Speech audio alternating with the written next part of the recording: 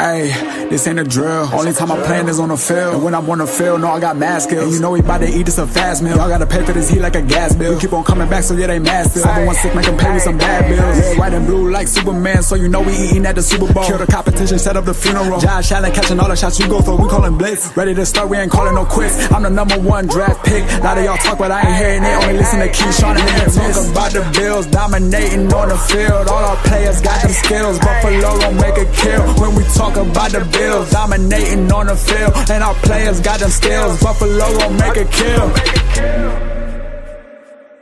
What's going on?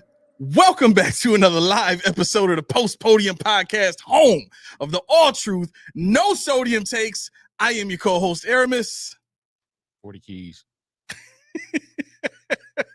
There it is. Oh, he got it. He got keys. it. Yeah. Shout out to Junie. He's not with us today, so it's going to be me on the ones and twos, switching this bad boy around. So please bear with us. They don't need to see me. It's all good. I'll be the radio guy today.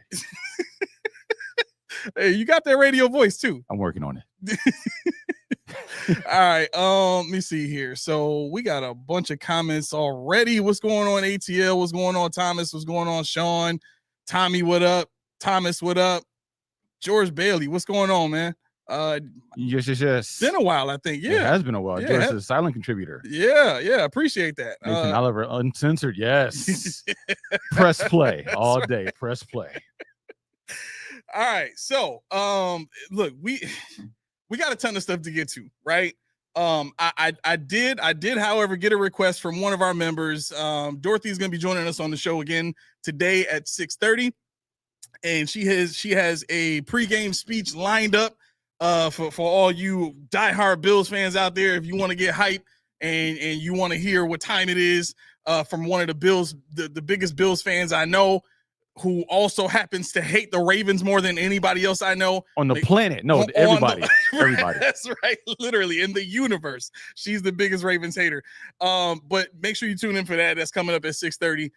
Key, we've been going forever, baby. How you been? Man, I've been all right, man. It's been a while. Get back to the swing of things is crazy. Yo, it is. It's crazy. And then having to come back and switch cameras like this it's a lot. It's all right, because guess what? Just do it nice and smooth. Nobody will know the difference. Yeah, that's probably right. That's probably right. So, all right. So what did you do over this period of time that you've been gone? Because like you had to work, and then we had the holiday. Like how was your Labor Day, man? Actually, it was good. It was good because I did laundry. I drank beer. I watched WNBA. Yes, I did. And I laid around, really. I mean, that's really what I did. I laid around. I caught up on college football. Actually, college football was a good weekend. The games were kind of boring, so I hope this weekend's better. But college football, for the whole of it being back, watching Arch Manning put up 14, what do you have, 7 points or whatever it was a snooze fest. It was 14-7. That's the score they lost to Ohio State. Yeah, it was bad. Florida State and Alabama was a good game. They won by 14. So I was in. Tommy had me watch Miami and Notre Dame. The ending was good. So yeah, it was a good weekend. What about yourself? I threw my back out. Oh man. Oh. Since Monday, was it Monday? No, it might have been before Monday. It might have been Sunday too. But between Sunday and Monday, one of the two, I sneezed so hard. I know it was a sneeze. It was a sneeze. It was definitely a sneeze. And what's crazy about it is like I was just starting to get back in the swing of working out and waking up early and all that kind of stuff. And then bam! It's just like this electricity went through my back, and it was over from there. But that pop, it's funny. You said you're starting working out. I've been working out, but then I actually got on what's called the hydro massage chair. What is that?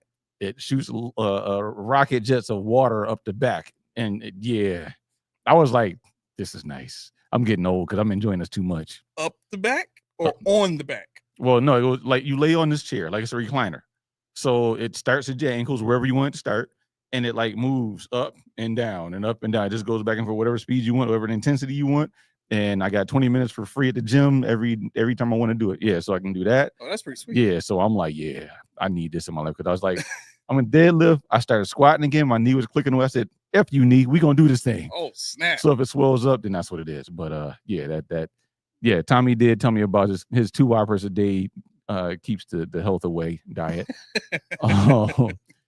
Zoomer said Junie got sick of you guys.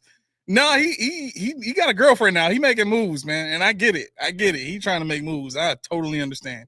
That's right. But look, my weekend was this whole it just felt long because it felt like so much stuff happened and I couldn't react to it. We couldn't get on, and we couldn't do. You know what I'm saying? So let's start with this.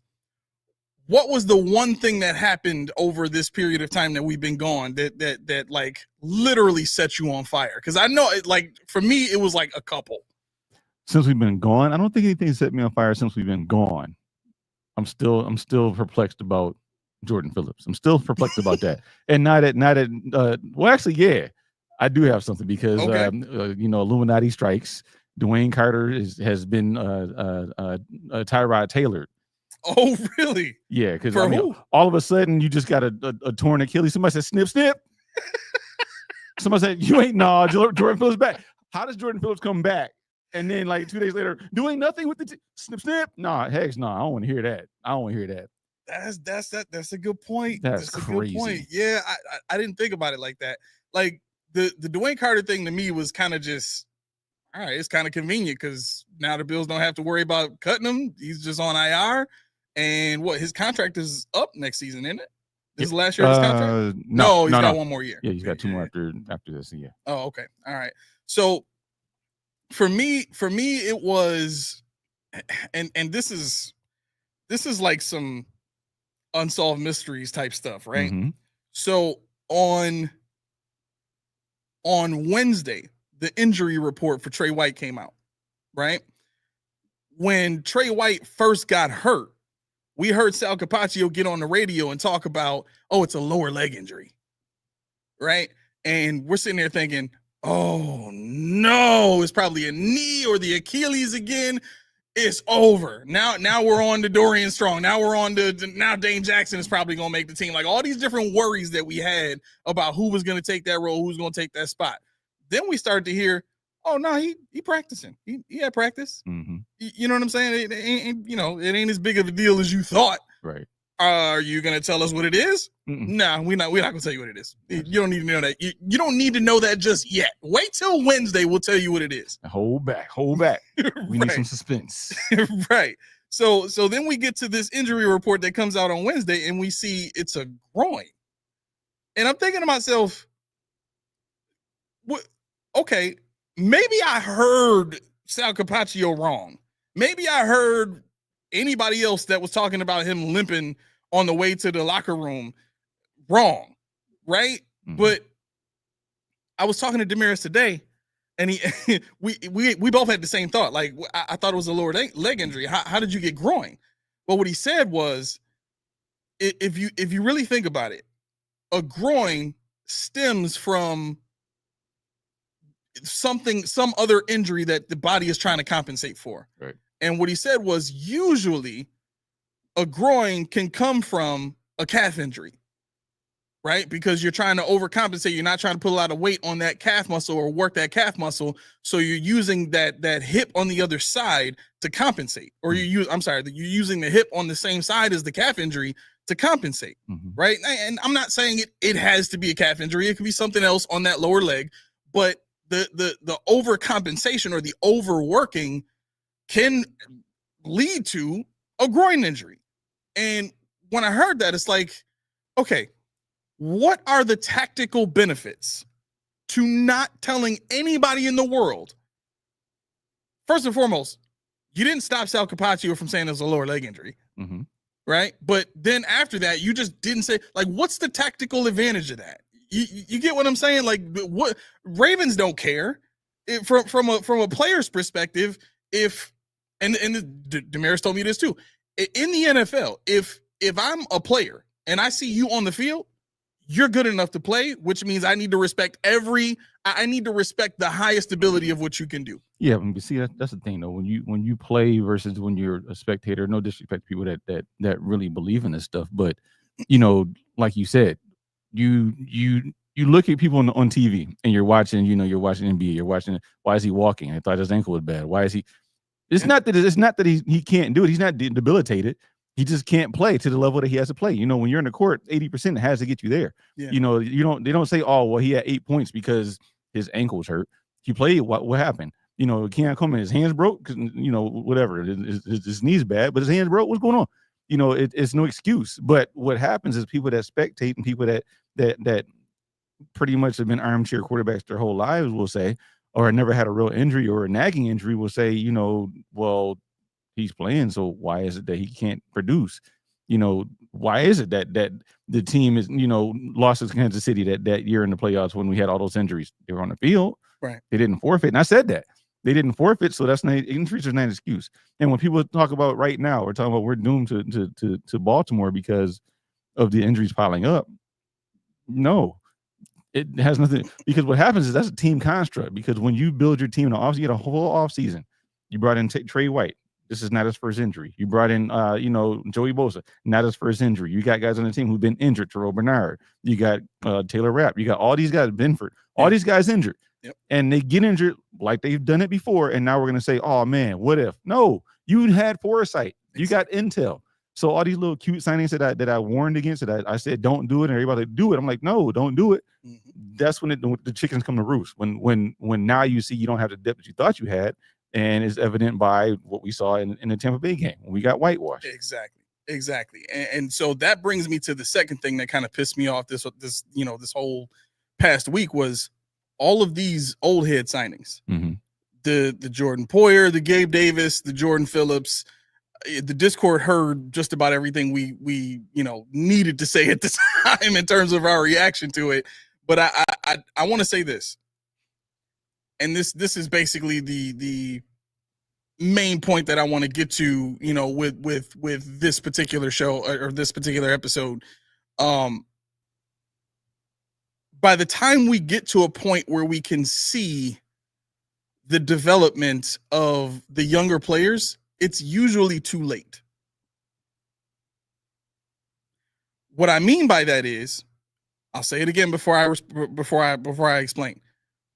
It's usually by the time we get to the point where we can see the development of the younger players, it's usually too late. What I mean by that is, this team has a philosophy of loading itself up with B+ players, right? By the time our players get to the peak of their B+ level or their A- level, let's say, you know, because you got guys like Terrell Bernard that, in my opinion, are A- players. By the time they get to that level, the league has enough tape on them to understand how to beat them in the worst ways already. The problem with B+ players is most times they have to take the league by surprise. And I think we're about to see this year, and you saw it in the Eagles game last night, Saquon Barkley ain't taking nobody by storm anymore. Mm-hmm. Teams are ready to defend that run game now, mm-hmm. right? And I think the same exact thing is going to happen for the Buffalo Bills in this offense. Yeah, we got 3 new receivers. So what? Or 3, 4, You got Elijah Moore, you got Palmer, Shavers, if you wouldn't count that. Yeah, okay. 3 new receivers. Yeah, because people haven't really seen Shavers like that. That's what I'm saying. You want to count him? Yeah, he's been around somewhere. Yeah. So I'm looking at the situation and I'm saying, by the time we get to the place where Shavers has established himself, Josh Palmer has established himself, it's too late. It's too late. And you look at the guys that we've drafted. Maxwell Hairston ain't taking nobody by surprise in year 2. Right? He's going to get a chance to play. Trey White ain't taking nobody by surprise. To me, that was the best B+ A- player we've ever had.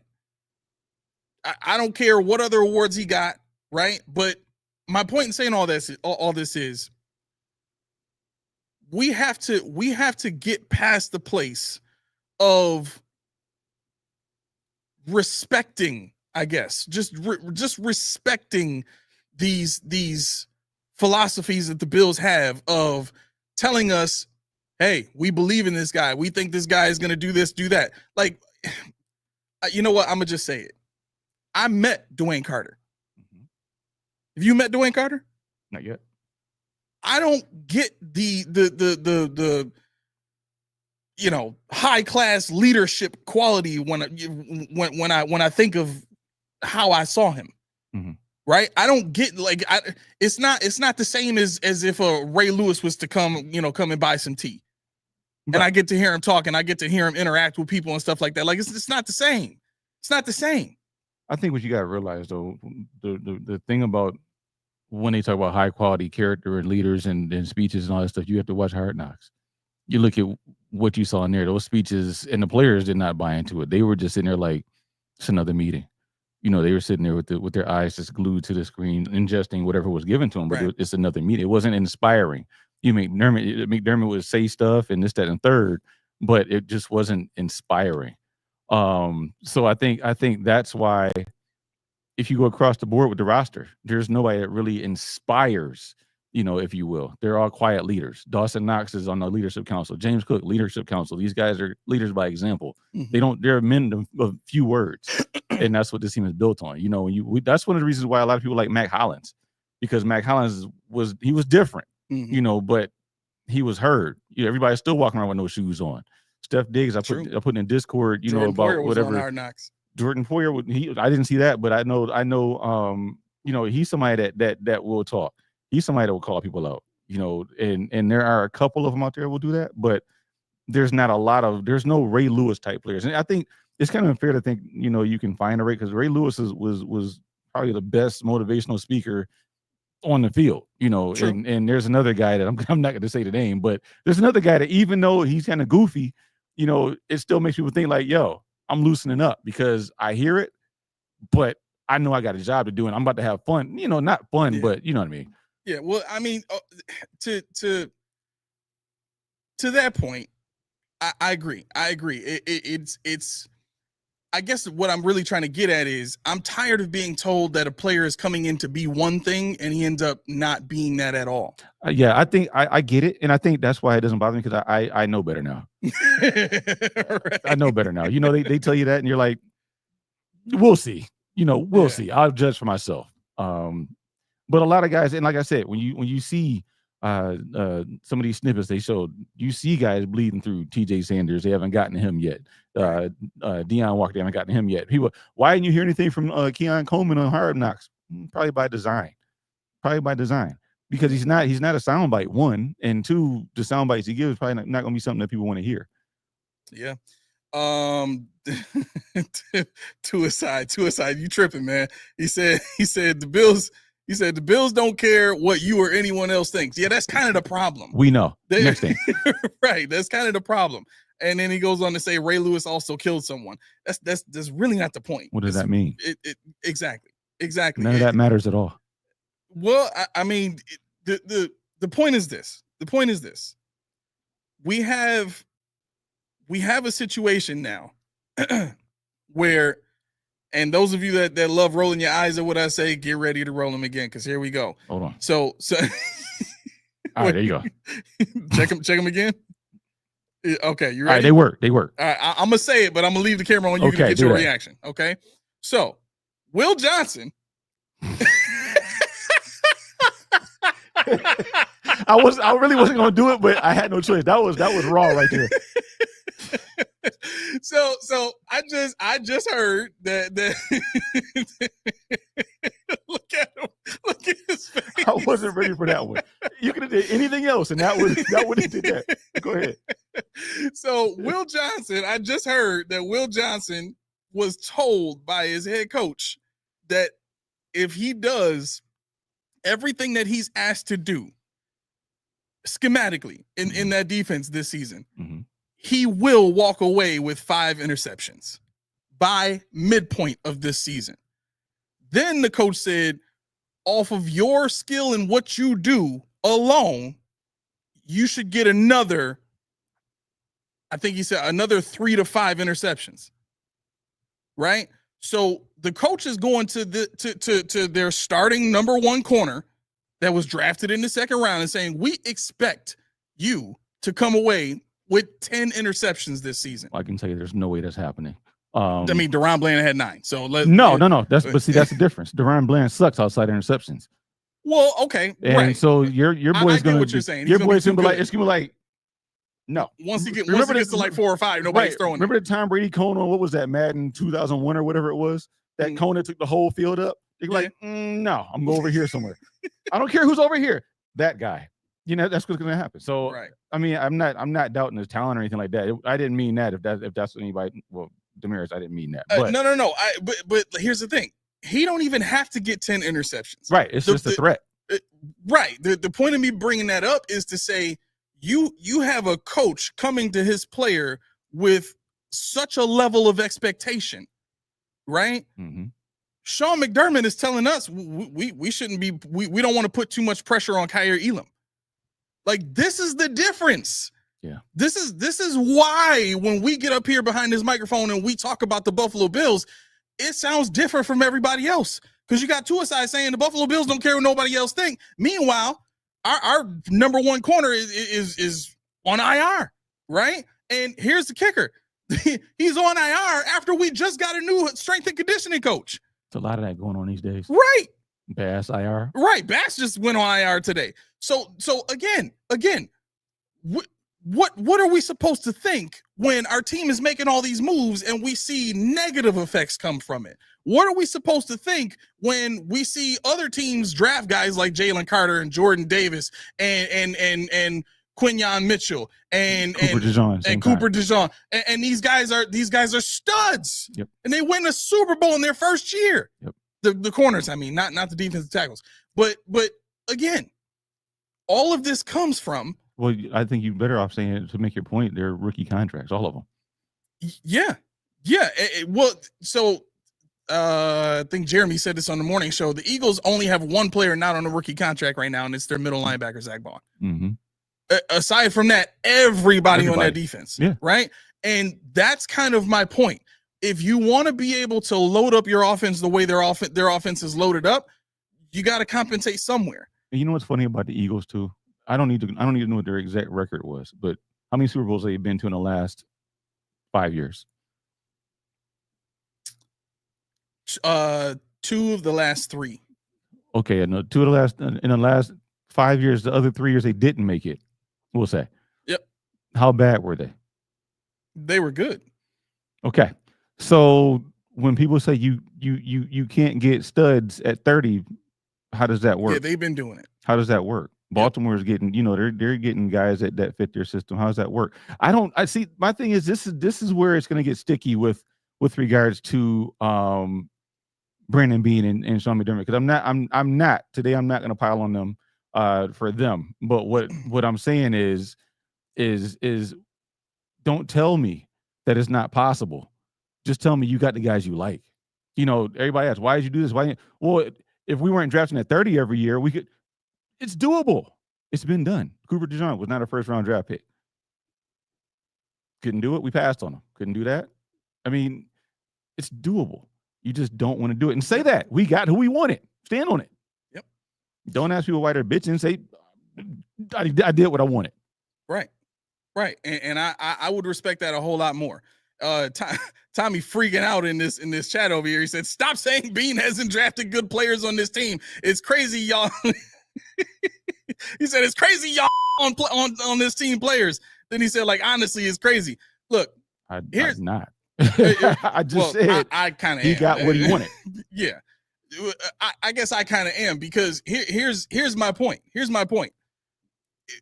When I was listening to the WGR morning show a few days ago, like maybe Tuesday or Wednesday, right? And Joe just happened to be talking about the criticism of the defense. And he actually made a very interesting point, right? He said, if you really think about it, the defense actually did what they were supposed to do at the end of the last 3 preseason, the postseason games, right? They stopped the offense of the Chiefs. They got the ball back for their offense, and their offense couldn't make it happen, right? So then that got me thinking, well, isn't that also an indictment on the players we have on offense, right? Because while the Bills defense may have done something schematically to come away with a stop, against the Chiefs in the playoffs, they're putting everything on Josh's shoulders to go make it happen with who? They got luck. They told you they got lucky with Cook. Yeah. They just told you that. They got lucky with Cook. They told you, we saw this person in this role, that role. You didn't bring them in to see what they do in your offense. You said this is what your role is before you even see the field. Exactly. And that's the rigidity that keeps you from getting a Lombardi, is the fact that you can't say, okay, we had you here, but we think you're better here. Right. We'll let the money play out later, because that's the only thing that's different. Right. Deion Dawkins from left tackle to guard, what's the difference? Money. That's it. Yeah. He would have been an all-pro guard, perennial. I was watching a podcast last night where they were talking about how Deion Dawkins might be the all-pro that makes it this year as opposed to, previous years. Might be finally. Not that he doesn't deserve it, but the fact that you're a left tackle in a left tackle's world.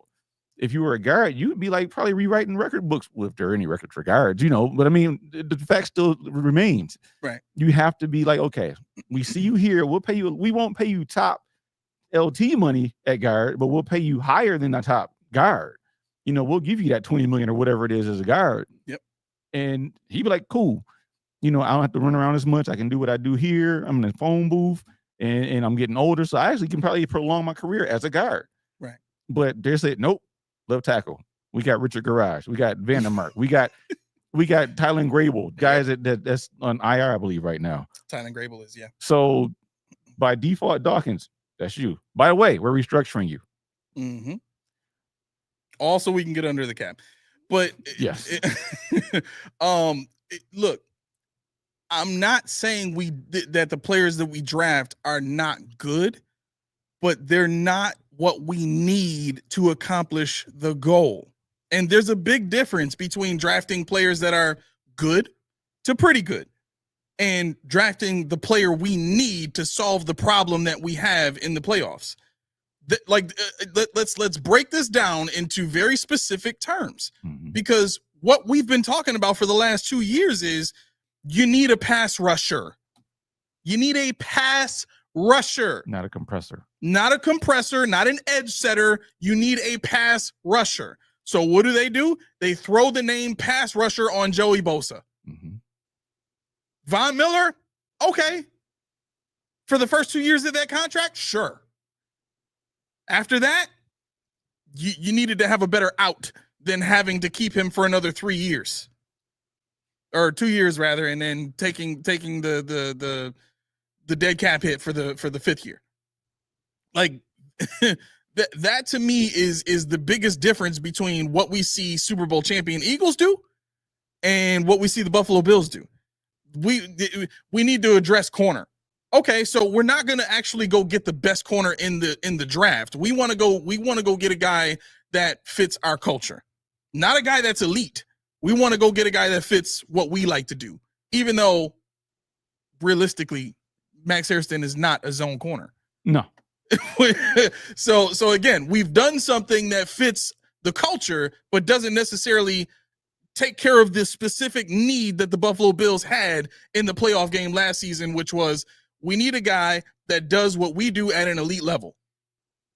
Right? We had to run man because our defense was so bad. We had to just do whatever we could to throw some different looks at teams and try and work it out as best we could. Right? That's the difference.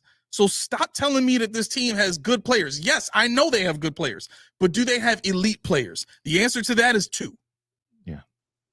I mean, yeah, the thing about that, what bothers me the most, and I know we're going into the Ravens game, but it's just the fact that, everybody's like, well, look what Lamar has. He has 9 All-Pros or whatever it was. Like, well, it's a combination of drafting. Exactly. Combination of scheme, system, philosophy. It's a bunch of stuff. Yep. And they keep building on. Look at the Eagles. They just went out and beat Dallas, and they just signed Zadarius Smith today. Exactly. I mean, exactly. They just keep doing this stuff. And I freaking forgot that the Ravens got Mike Green. Oh yeah. I mean, if you ever want to see somebody bend, watch this man. I sent Laura. I think I put it in Discord where I put it was a picture of him at a diagonal angle, and then they zoomed in on his foot. Damn near dislocated the way he was bent. Jeez. That's how low he gets and how fast he is. And had he not had off-field issues, before then, he wouldn't have been in the second, third, whatever second round it was. But Baltimore specializes in taking those kind of guys Yeah, in and away. just, you're going to be all right. They got away. They don't care. Ray Lewis, like somebody said. I mean, yeah, my cousin, I assume he was a relative choir boy. You didn't hear anything out of him. He played left tackle, so it's like, okay, there's that. But, Jonathan Ogden. Yeah. People like, who's that? Like, right. People, you keep saying my cousin like we know who your cousin is. I was going to fly under the radar. No, I don't have inside intel, just so y'all know. But no, it's just kind of egregious to watch how, the rich get richer. We just pay this. And what I started thinking about when Tommy kind of said, I saw the thumbnail, so I wonder what this is about. I said, okay. I said, let me think about this. All those guys that were in your thumbnail, you had Jordan Phillips, you had, was Poyer on there? Mm-hmm. You had Gabe Davis, and who was the other one? It was just those three. Okay, those three. Oh, Brandon Beane was the snake. He was snake okay. oil salesman. Yep. So you want to add to that Dane Jackson? You want to add to that? Yep. You could add Trey White if you wanted to, but the point I'm trying to make is, where are they, or where were they? They were assigned to what? The practice squad. Yeah. The evolution of practice squad driving me nuts. I was watching college football. I was watching on Saturday, and I was watching the UB game with Tommy on Thursday when I was at work, and the quarterback is 25. He's in his third or fourth college, 7th year of eligibility. NIL is killing the game. Wow. He's not good. I'm sorry, but he's not good. He's serviceable. Yeah. But what it is at some point, just let it go. See, the thing about college sports was amateur. That's what it was before you got paid. You can't be amateur if you get paid. That's how it works. You're a pro now. So you're in college, you're a pro. They don't go to I was telling Laura, watching college at the time when I really got heavy into it was about that twig boy 4-star recruit that has no facial hair. He's out there getting torched by a 5th-year senior on the other side, cornerback, whatever the case may be. And then sophomore year, you see him get better. Junior year, he gets better. Senior year, he's the man. Mm-hmm. This dude's a lockdown corner now. This dude is making, ESPN and this, that, and third. And I'm watching like, that's him. And I can identify it because I know what school he went to. I don't lose them because they matriculate. They graduate. You know how I am with my knee injury. Right. That's the big thing. They graduate. So I thought about this a little deeper. I said, practice squad is kind of the same thing because the practice squad used to be, if you guys remember, an 8-man team. Then they moved it to a 10-man team.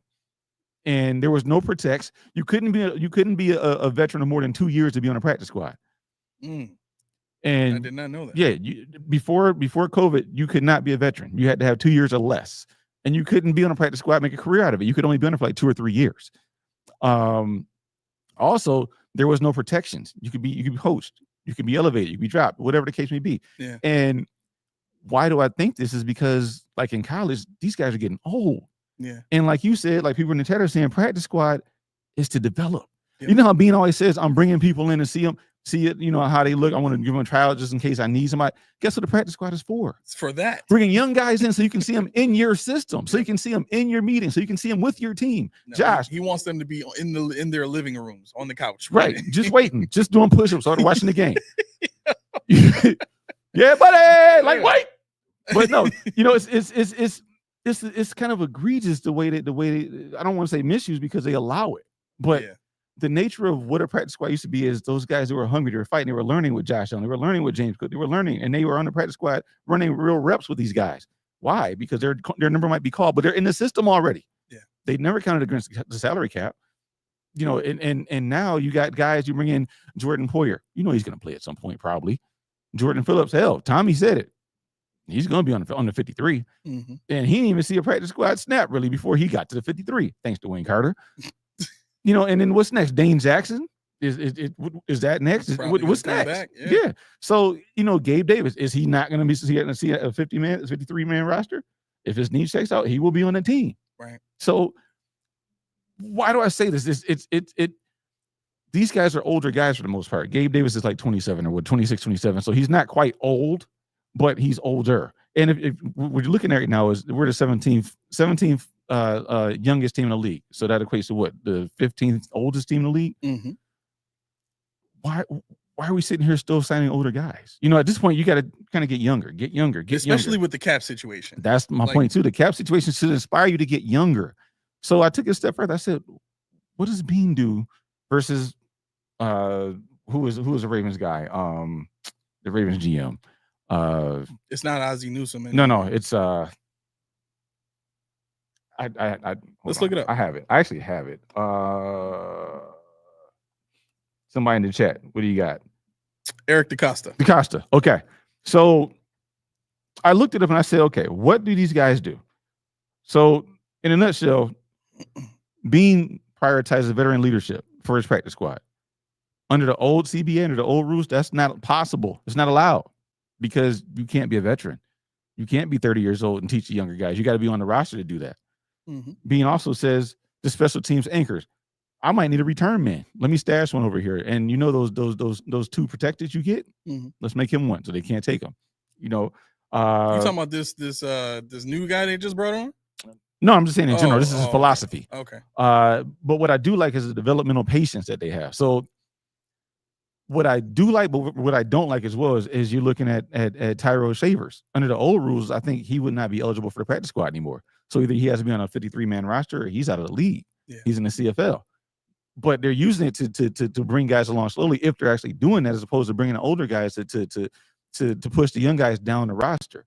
But what does DaCosta do? DaCosta, actually, I got Howie Roseman too. Howie Roseman, he stashes high upside people. He uses a poaching strategy, so he's going around looking like who can't they protect? I'm taking them. Roseman don't care. I'm taking them. Give me them. Young guys. Cap genius. He puts them on practice squad, and he's like, you know what? We're gonna need that money so I can cut one of these higher price guys maybe one day, or restructure and move a new guy in that knows the system. Yep. Who else do we have? Veach. He uses the standard for elevations of the game. So basically what he does, he uses practice squad elevations to test drive veterans like Mike Edwards. Remember him? Yes, I do. Roster protections. So that's the thing that I don't like. Veteran youth balance. So he targets a 70% to 30% youth. So 70% youth, 30% old guys, old heads, as I call myself. But his guys are all scheme specific. See, Baltimore doesn't care about scheme. They're like, give me the best guys on my practice squad. I don't care if I got 5 wide receivers and all offensive line. Just give me that. We're not going to balance this thing out. You know, it's not about loyalty. It's not about this. And it's like, okay, but it's a pipeline that you were forced to build, and you had a timeline to build that pipeline before. Right. And now it's like, just if nobody wants them, you got them. Yeah. Just keep bringing them back. We got guys making careers out of Matt Barkley's, Shane Busel's, you know, and it bothers me because it's like the nature of the game and the intent behind this concept is being besmirched. Yeah, you know, and that's what drives me. This is not a Beane thing. This is a league thing. You know, I'll put it like this: if this was 2003. Sean McDermott would probably be a much better coach, because at that point in time, the incentives to keep veterans around and the salary cap situations, it just worked better from the standpoint of keeping the older players around and not having to rely so much on the younger guys, right? That mindset in general of prioritizing veterans over rookies is very old school anyway. It's a very antiquated mindset. Go back and ask anybody who coached back in those days or played back in those days, and they'll tell you, as a rookie, you got Hayes, you got like you had to really earn your way on the field. Nowadays, when money is running everything, look, we ain't got time to play around. You are first round pick, get your behind on the field, and you better do something, or guess what? In 2 or 3 years, your contract ain't worth that much anyway. You're out of here, son. We'll get somebody else in here that can do the job. Right? That's the money movement nowadays, and that's why everything is different. So what we have to understand is, from the perspective of what our head coach wants to do, it's the equivalent of a samurai who had, you know, all the honor and all the respect back in the samurai days, coming up to now and saying, I want to go to war with y'all, and I want to lead y'all, and put all those guns down. We're gonna fight with swords the whole rest of the way. Everybody get their swords out. Folk gonna be like, what the f is you talking about? Some dead? Are you serious? Like, whose man is this? For real? You want me to ching ching ching and I'm gonna get shot? Like, right? Yeah, no, we ain't cool. doing that. Exactly. I'm gonna sit this one out, fam.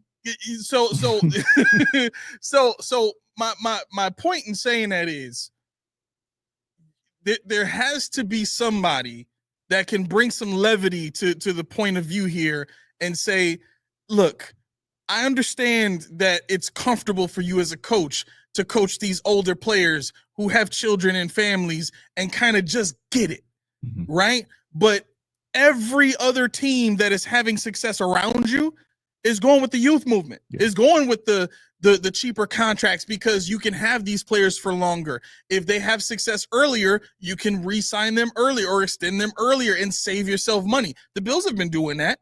To their credit, they've been doing that. Yeah, see, that thing that me and Tommy were talking about, we wanted to define youth. And I asked him to do it on his show and see what people said. So on this show, we'll try this exercise. See, I say youth is actual age. So, you're talking about, actually, I'm sorry, youth is actual is experience. Okay. And I think that I said in tongue in cheek to Tommy, I said, so he said, yeah, we got a young team. I said, how? How you figure that? How? And he said, well, this is that. And I said, okay. So you're probably thinking that Tremaine Edmonds is still young. One of those guys that always said Tremaine Edmonds is still young, he'll figure it out. And I'm like, it doesn't work. Well, see, my thing is youth is on rookie contracts. That's my thing. If you're on your rookie contract, youth. Right. But once you get past that to the second contract, third contract, you're not young anymore. You're looked on to be a leader. And that's the disconnect with this team. And Chad, tell me if I'm wrong here, Tommy, not you. But my thing is if I'm paying you $15-20 million a year, you are it. Tremaine, Terrell Bernard, Christian Benford, you're it. You're the older statesman now. James Cook, you're the older statesman now. You're the leadership board. We're not bringing people in for the leadership board. And I think that's the way that the Bills have misstepped and blown through this cap, because they're paying guys and then they're bringing in other guys to play behind the guys in case the guys they pay don't work out. And you can't. You got to evaluate. You got to say, you know what?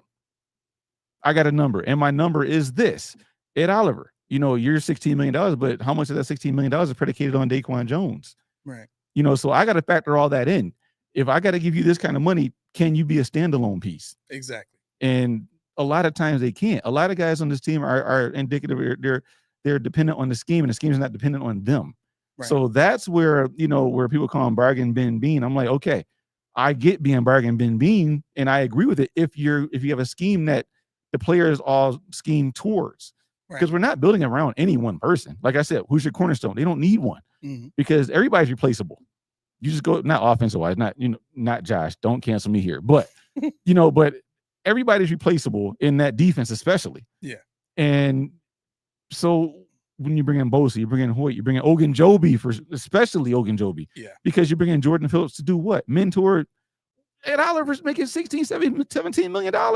Right. He is the mentor. Exactly. He don't need a daggone mentor. Especially and everybody's like, it's the size. So how good is Javon Solomon because he's the same size as Von Miller? No. What does that mean? Exactly. It's a skill. You see, if I'm Greg Rousseau, we'll say, because Greg Rousseau is what, 6'7", 260, 270, whatever the case may be. He's an edge setter. I'm putting him and his expertise with Von Miller because I want to see what he can pick up from Von Miller. I'm not going to try to clone Von Miller, but I'll say, is there a hand move? Is there something that Von knows will work for you? And that's what I pick up. So they keep bringing in like pieces, but I want complementary pieces. They always talk about complementary football. Where your complementary pieces at? Because if you got Rousseau, you don't need Lyndon Jackson. That's why I said he was the Rousseau if you don't have Rousseau. Even though he didn't look that great in preseason, it's going to come. Look, I need everybody to be patient when I say this. Oh boy, put it on me. This idea of player coaches. First and foremost, what the do you have regular coaches for? Like, got a lot of them too. Right. Yeah. Right. So to me, this idea of the player coach, these older guys coming in to mentor the young guys, to expound upon your point and drive home the thought process or the understanding that what we're seeing is complete madness. How, if I'm a coach, right? Let's just say I'm a position coach. Let's say I'm the defensive line coach, right? If I'm Nielsen and I'm coaching these young boys up and I'm trying to impart to these boys and I've been in the league for a long period of time. I got plenty to give these guys. And here comes Sean McDermott. Hey, we think about putting Jordan Phillips in the, because player coach, you know what I mean? And then you come with the BS that he said in his press conference, players sometimes hear things differently from a player than they would from a coach. Well, then your coach is the problem. Yeah. That's the problem. It's not the player, it's the coach. Yeah. But instead of getting the guys in here that know how to work and talk to and manage different personalities and all that kind of stuff, you want to get guys you're comfortable with and then try to work around. It's such like you chose the perfect word, rigid. It's so rigid. It's not giving any opportunity for adjustment, evolution, adaptation, none of that. Yeah. Yeah, I think the key to that point is it starts at the top, because if you got guys that only know how to talk one way, it starts with the head coach, and his system works because everybody that he brought in up to now, they all work based on the same motivation.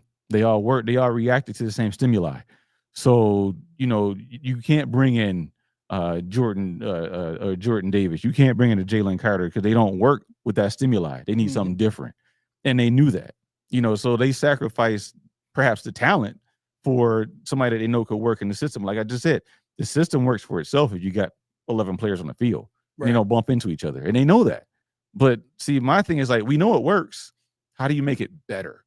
What can we put? What can we inject into this to make it better? Benford is Benford. Rap is Rap. Oliver is Oliver. Groot is Groot. We know what they are, but it's like, what can we make it better? Let's see. Okay, I see. Sean said, Keys, I know you didn't want to watch Hard Knocks. What I was looking at. But when McDermott was asked Mack and Carter where leadership should come from, and he said the coach, and he acted. Yeah, I didn't see that. Yeah, oh, bro, man. It was like he looked shocked, but then he kind of smiled after that. You know what I'm saying? So that he wouldn't look bad on camera. But he's like, you mother. Yeah. Lucky you my boss. You're lucky you my boss. Right. So like when I saw that, I was like, he didn't want to hear that. Mm-hmm. He didn't like it, but then I thought about it, and I'm like, the way he's running this thing, it can't come from leadership, because the way that he leads is so dictatorship. It's not even funny. Yeah, and people are not going to follow that. That's why, if you ever notice, and Caitlin asked me this, my wife Caitlin asked me this after the 3rd episode of Hard Knocks. She said, why does he make Josh do the closeout? And I'm like, because at the end of the day, if you're really, if you're the leader, you can step into those moments and, all right, everybody bring it in. Come on, here we go. You don't need to call on your quarterback, who is innately the team's leader, right, to come in. All right. And what's funny about it is you hear Josh give these little, mini sayings before they do, 1, 2, 3, whatever. Yeah. Like the way he does it is just like, all right, everybody. Like, I'm like, huh? Like literally, I'm like, is he really saying words? He's like, let's go, boy. 1, 2, 3, great. I'm like, I know he says, let's go, boys, 1, 2, 3, and something. That's all I got. Right. Who was? Oh yeah, Tommy. He said, "Oh, let me scroll up just a little bit." He said, yep. "Is my mouse not activated?" Okay. He said, "Keys, you don't." Oh no, go a little more. Yeah, a little more. Down or up? Up. There we go. He said, "Not really. He listened to his coaches as well, but he also got great advice from vet players who understood him a little more." But see, that's the thing. That's you. Right. That's the thing. That's you. But then there's somebody on your team that's complete opposite. Don't give a damn about anybody on the team that's a vet. Get out of my way. Yeah. And that was kind of me. I was like, who this fool? Right. It's my time now. Exactly. So, and that's, and Tommy, the little clarity into that's my biggest breakaway, because I wanted to sit in a room with the coaches and learn how to watch film. I wanted to sit in a room with the coaches and dissect, the tendency. I didn't know this stuff existed until now, 35, 40 years old, when I realized that Kobe Bryant knew what langle on this foot means, what this. We didn't learn that. Right. We learned, run this play, whatever happens in this motion, good, go. But I would have loved to have somebody say, you know, when they're leaning on you, this way, you do that. When they're facing you this way, you do that. Watch this, watch that. Look at the playbook. Look at this. Look at the rule book. But you have to have a better coach. And I'm not talking about McDermott. I'm just talking about, you know, on any level, there's different levels of coaching. Right. And I wasn't fortunate enough to have a guy that really knew. And at 35, 40, 41 years old, I'm like, I never had a good coach. I never had a good coach. Nobody ever taught me the game. And this is basketball. Whatever I knew, I learned from watching NBA on NBC. Right. You know, John Tesh, Round Ball Rock. I can't sing it, but you know the song. But yeah, and going back, like if I get into coaching, obviously the people in the Discord know it's probably going to be basketball, not football. But if I get into it, I know how to impart wisdom with a way that I wasn't imparted wisdom upon. And that's what coaches need. Coaches have to hunger to want to be better. Exactly. For every player, not one way. You know, they always preach this Brady and Babbage, they say, you know, we got to know each individual player as a person. Cool. But that's what you need to do. Right. All the work is on you. Exactly. You know, and that's what McDermott doesn't seem to understand. The work is on you to get to know. You know, like Josh, it's kind of symbolic. Josh has a handshake for every player on the team. Very symbolic, because how many metaphorical handshakes does McDermott have for his team? Right. It's just one. It's just one. Yep. If you don't learn it, Kyer, as soon as you got off the team in Buffalo, after sitting on the bench for 4 years, you start. Yeah. Yeah. Last thing I want to get to before we bring Dorothy on is she sent me she posted in the in our Discord chat. What's going on, Jack? He said, Mark, my guy, what's up? She posted in the Discord chat a video from Dan Mitchell. And when I watched this video, God bless Dan Mitchell. Because he's one of the hardest working people in the business. This man puts out content every day. That's not easy to do. But I am so sick and tired of hearing any Bills fan talk about, well, they don't have this player and they don't have that player, and that this is what they like to do, and this heavily affects their game plan, and now they're not going to be able to beat us. Are all of their offensive linemen still bigger and heavier than all of our defensive linemen? The answer is still yes. You know, the Ravens? The Ravens. Go look at Falele. right. Just like that dog with the field behind him. He's like, I'm like, what is that? Is that two guys in a uniform? What the hell is even that? No. Right. The idea that we are looking at Isaiah Likely and Patrick Ricard and who there was that it? Yeah. Jair's playing. So yeah, Jair's going to play. So we're looking at those two players and we're saying, oh, statistically, they had all this success when those two players played, and they're such a dominant piece of what they love to do. To be clear, let's be clear about who we are for a second here. Teams don't have to be number one in the league in rushing to have success against our defense. Why? Because schematically, we want teams to run up the gut all game long. We don't care about that. As long as you're not beating us out around the edge, where the advanced stats say you teams usually get beat the most, or you're not throwing the ball over the top of our entire defense, which is what the advanced analytics say that teams do. What usually leads to the most success for an offense. Like, these are the things that our scheme is designed to stop. They're designed to stop what the advanced analytics tell us are the key factors that lead to the most success for an offense. So the Ravens are going to be content to, okay, well, you're going to give us the gut. We're going to take the gut every single time. Yeah. And somebody, I want to get right. Aaron Butler said, are you ready for Keaton Mitchell? Keaton Mitchell's as fast as ever. So he's the different. I think he was hurt last year, I believe. I think he was out for a year maybe. But yeah, he's definitely going to be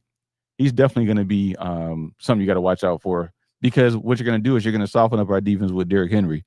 and hope you stop him, and you're gonna bring in a fresh leg Keaton Mitchell. Okay. Okay. Right. Like for me, that's the thing. So look, this Ravens team is coming in here. They're going to be as dangerous as ever. If you think for 1 second that it was not a huge difference, not the Ravens not having Zay Flowers in that playoff game, you're out of your mind. Because they're not only coming in with Zay Flowers, but they're coming in with DeAndre Hopkins running the slot. And oh, by the way, Zay Flowers can play on any position in the field. And Bateman, who actually was decent in the playoff game. Exactly. Yeah. Exactly. So you're coming in with 3 receivers that are good to great, because Zay Flowers might be great, right, with his speed and his route running ability. So you couple that speed and the fact that our defense as a whole is not that fast. You gotta worry about him over the top. Okay, safeties are gonna stay back. What does that mean? Less men in the box. So even if the Ravens do have to go 11 personnel because Ricard and Likely are not playing, guess what? Only 6 in the box. Yeah. Guess what's going to happen? Taron Johnson ain't doing nothing. Matter of fact, where is 5'11", 190 pounds at? Let's go right at that guy. Because what the safety's going to do? Y'all got to come from 15 yards back. Yeah. Like we're not thinking. We're not taking a second to stop and think about the schematics of football and how it all lines up and works. We get so caught up in, this player's it's fan think. That's what pisses me off the most. It's fan think. It's absolutely irresponsible. It's irresponsible. You can't look at 2 players and say, we should win now because they're not gonna be as effective running the ball. What about us though? We don't know what we have. That's the thing. And that's the most dangerous part. We're counting the chickens before they hatch. And we might be a hell of a defense. We just don't know. True. And I don't want to sit here and get the Ravens undue credit, but what I'm saying is basically you don't know what they are. They don't know what we are. Fans don't know what either team is. It's a crapshoot. We're gonna know it at the end of the first quarter what we're dealing with. We're gonna know for sure. Should we be worried? Do we have this in the bag? That's when you really see, okay, who's starting? We don't even know who CB2 is for sure. Right. We don't know who the other safety. They could put Hamlin out there. Yeah. They really could, because when they asked Sean McDermott, what do you think about Bishop? The man said, no, I don't think they asked him. He just said Bishop hasn't shown us enough yet. So we don't even know who CB2 or the other safety is. We just assume. I mean, it's an astute assumption that Bishop is going to play. It's an astute assumption that, well, no, it's not, because we have no name for CB2. We don't. So right now, CB2 is listed as Tre'Davious White, and Jamarcus Ingram is his backup. So Jamarcus Ingram right now probably is going to be it. Yeah. That's what it's looking like. And then safety, you got Cole Bishop is listed as the starter next to Taylor Rapp. And then Jordan Hancock is the backup to Taylor Rapp, which means Jordan Hancock ain't getting on the field. No. And if something happens with Cole Bishop, you get 3. I know how to do that one. You get 3. Yeah, right. And go ahead. No, go ahead. I was gonna say I think it's funny that we could have the exact same situation, 2 6th-round draft picks starting. And what if they're both good? Yeah. What if they're both really good? Yeah. Oh man, could you imagine having Benford locked up, having Benford Jr. locked up? Because that's basically what you hear is he's a little acolyte anyway. Mm-hmm. He's been at the hip. They say, him and Strong and what's the guy we drafted? And Hairston. They said they compete every day. Mm-hmm. And Strong is always around Benford. They're always talking. Wow. So Benford knows the system better than pretty much anybody on it. He's good at it. Yeah. This is what I do. Do that. And you'll be fine. And you got Strong sitting there like, yo, I'll take all of that. No. He's like, wait, what's this thing? Is this Elam's notebook? What is that? Anybody got a pen?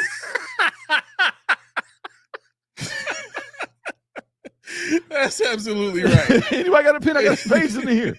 All right. So, with no further ado, we are going to bring on one of our friends of the show and one of our, I will say, one of our biggest Ravens haters and Man. biggest Bills fans. What's going on, Dorothy? How you been? What it be like? Can you hear us? All right. Good to see you again. How's everything going? You? Good, good. What you got? What's this speech you got? I'm scared. Talk to us, Dorothy. What you got? What's going on? What do you think about the game? What's happening with the Bills? Oh wow! About the game? Yeah.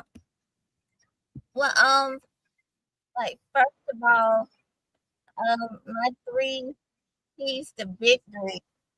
I would say that historically the Ravens have been unable to like stop the run. They're not really good at when the running back are pass catchers. They tend to stumble. And we have 3 really good running backs that can also catch the ball. So I think we need to attack that weakness. I like that point. I like that point a lot.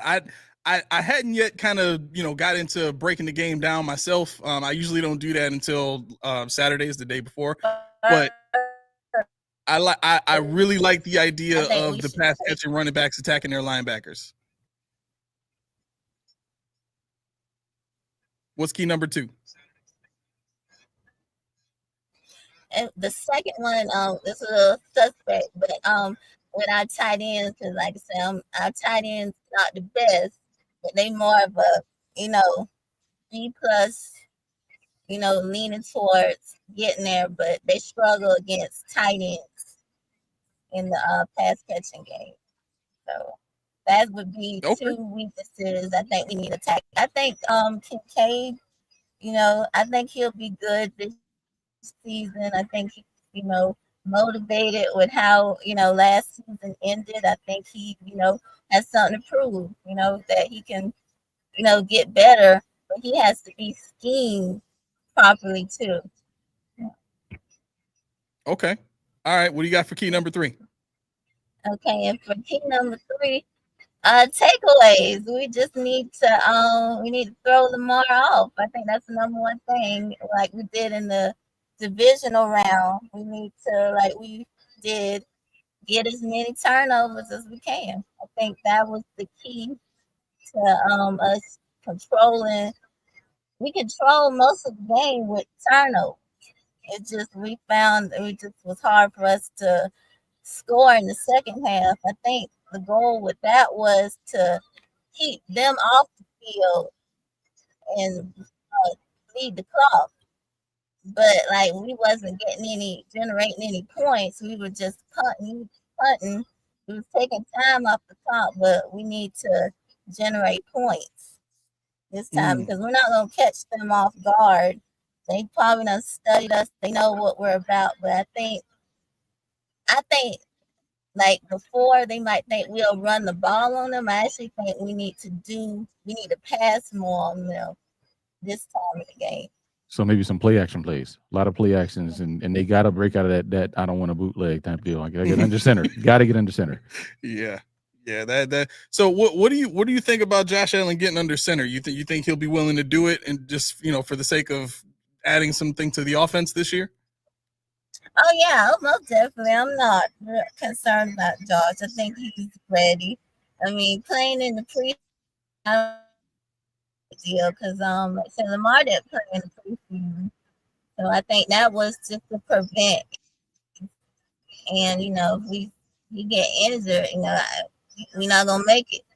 Yeah, we got to. Aaron, what do you know about Lamar's foot? Because I know that was something that came up in, what was it, 2 weeks ago? Lamar's foot. Yeah, he had an injury to his foot. And somebody stepped on it. Yeah, so I don't know. What are we hearing, Aaron? You're a Ravens insider on this show. So what you got? I still hearing the echo, the background. It's like I even put the headphones in, and I'm still hearing the echo. So I'm trying to kind of follow y'all on my phone also. Oh, okay. So if you plug your headphones into the laptop, and then mute the. Well, no, if you're using headphones, you shouldn't hear an echo. You're probably hearing an echo because the laptop is playing back to itself. Yeah, you got feedback. Yeah. And while we're working on that, Aaron said you are absolutely correct. Their inside linebackers are not good against the running backs and tight ends. So that should be something that we got to key in on. Okay. Yeah, I mean that's. I think that's something that we saw be very effective against the Detroit Lions. I'm very surprised that we didn't see more of that, like as the season went on, and even in the playoffs. You know what I'm saying? I'm not sure if it's a trust issue per se, or if it was just we don't want to depend on running backs to catch to catch passes more than our receivers or some of our outside receivers are. But Dorothy, let me ask you this: so aside from the hate that Aaron has been throwing on the Bills for the last couple of years. I love Aaron. I know. I love Aaron. That's why I'm picking with him. I saying it. Aaron, full disclosure in Discord, I said today will be the day. There's going to be a Ravens guy. I knew I was talking about you. I said it will be a guy, and he's going to give it to us. We got to come correct today. Yeah, for sure. But so what other talk have you been hearing from Ravens fans? What have you been responding to? No, don't ask that. What have you been responding to? Yeah, I got to go to work in like an hour, dude. So what other talk have you been hearing from Ravens fans? What have you been responding to? Oh, you got to mute us though. Yeah, I got to go to work in like an hour. What other talk have you been hearing from Ravens fans? What have you been responding to? That they're going to destroy us. That they're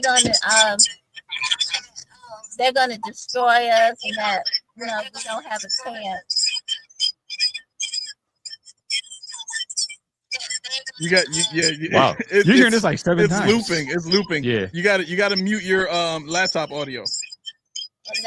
Or whatever your phone or whatever it is. Is that the phone? That's that MVP conversation. That's been there. We go. But 8 months ago. It's a very it's a sad situation. Can y'all hear me? Mm-hmm. We're trying to. You got to turn the car off, or you got whatever speaker you got that's kicking audio out. Yeah.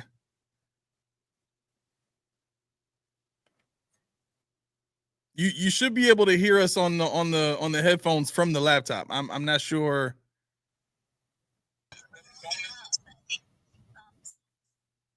Because like we're hearing ourselves, and okay. Is that better?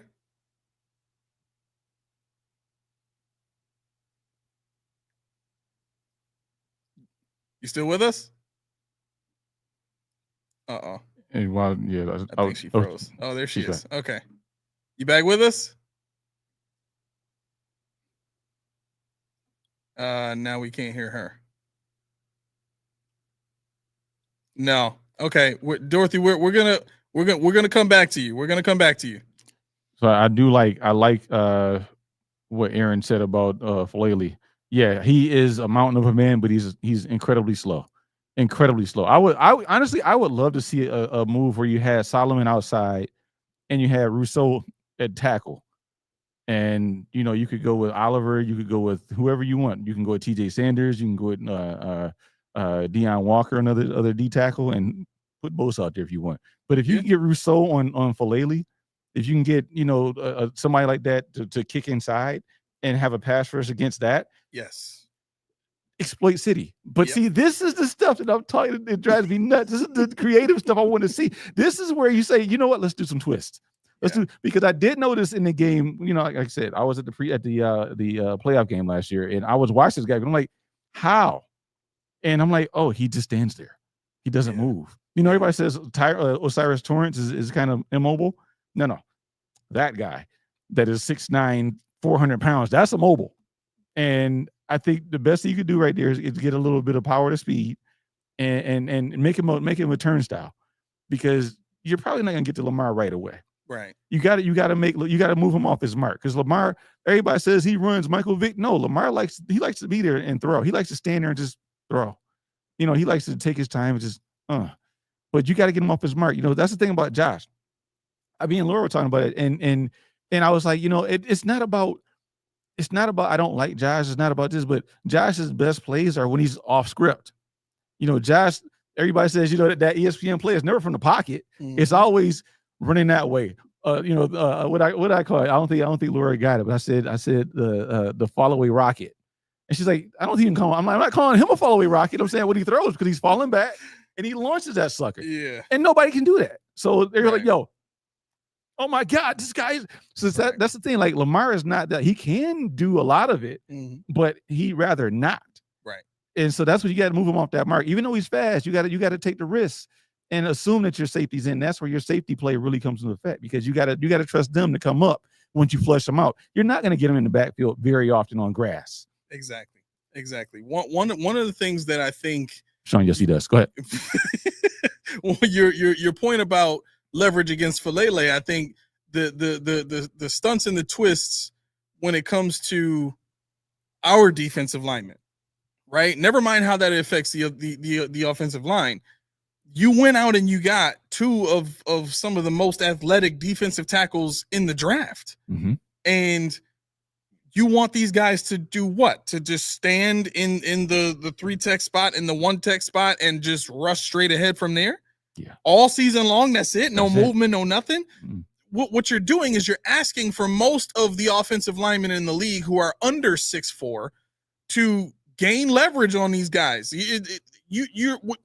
What you would have to be able to enforce upon TJ Sanders and Deion Walker is them playing with proper knee bend perfectly every single down in order for them to not lose leverage, right? Because as a taller defensive tackle, if you're a guy that's used to using your athleticism, you're not going to be technically sound, which means you're not going to have proper knee bend every time, and you're not going to be able to anchor. So you're going to get moved by some of these guys that have natural leverage and can get up under you and get inside of you and move you as needed. And the worst part about that is both of the guys you mentioned, our two rookies, are guys that they can't anchor. Neither one of them. Neither one of them, as good as they are at pass rushing. I mean, on passing downs, all day, every day, but when you got a run down, it's been too many times, even in the preseason, that you see their backs to the ball because the offensive line turned them around and pushed them out of the way.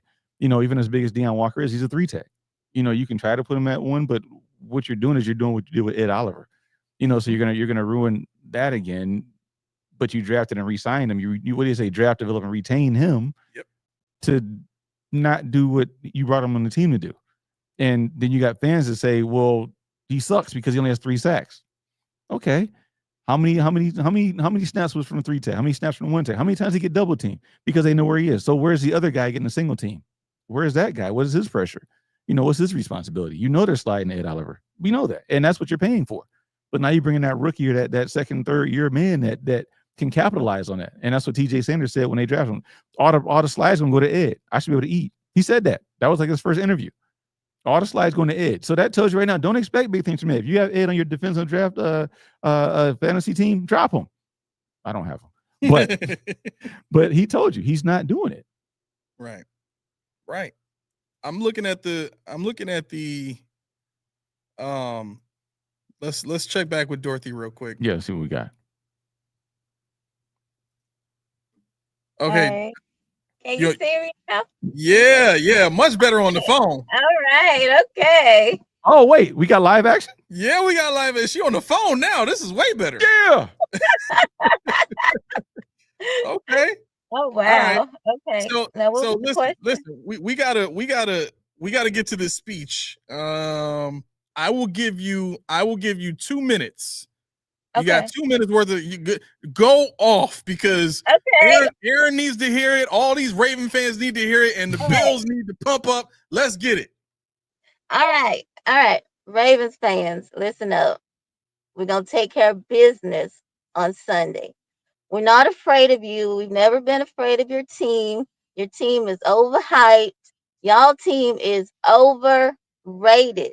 We have skilled position players that know the scheme, know how to take care of business, and we're at home. We were undefeated at home last season, and that streak is going to continue. It's over with. We don't care anything about you being upset about the MVP or whatever. It's been decided Josh Allen is the MVP, hate it or love it, okay? Whatever you got to say, whatever 100 posts you have to put on Twitter, Instagram about how your quarterback got wrong. Our quarterback has always been snubbed for individual awards, but we've never taken it to the extreme that your fan base has taken it to disrespect our entire team. In 2024, our entire team went through a retooling, and we made it all the way to the AFC Championship game. That took hard work, dedication, and for the national media and for your fan base to be just disrespectful about it, it's not cool. It's not cool whatsoever. So on Sunday, you're going to see why Josh Allen is the MVP. And afterwards, today, when you get off this podcast, I know you watch any content that has related to the Bills. Why don't you just get in your car, take a break from this, go to the grocery store, just get your mind off Bills content, get your mind off the team, do shopping for Sunday, get your snacks, your wings, your drinks, everything, all that. Now, while you're in line, while you're waiting to be checked out, look in the candies, look at the candy bar section, look at the Snickers, and look to your right, and you happen to see a picture of Josh Allen. I hope that pisses you off so bad that you leave your groceries in the line. Deuces. Oh, wait. Yeah, wait.